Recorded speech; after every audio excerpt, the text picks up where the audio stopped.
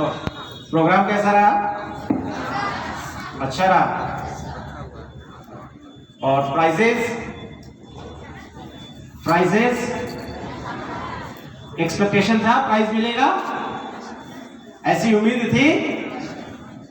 ये एक प्रयास था, यह एक प्रयास था।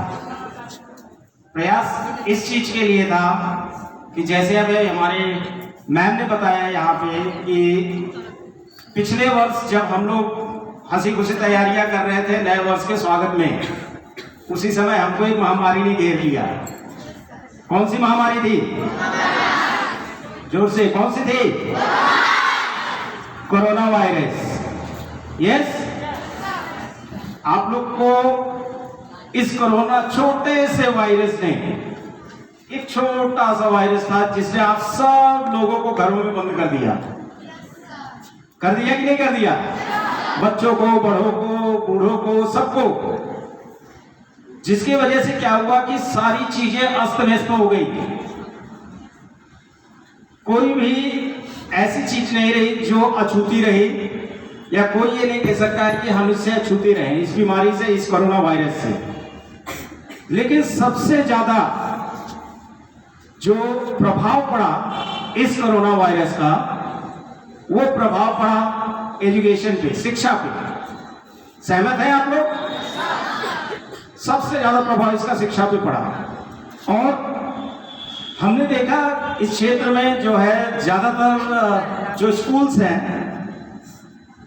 वो या तो टोटली ताला बंद कर दिए हैं या केवल नाम पे चल रहे हैं, लेकिन बच्चों की सुध नहीं ली जा रही थी।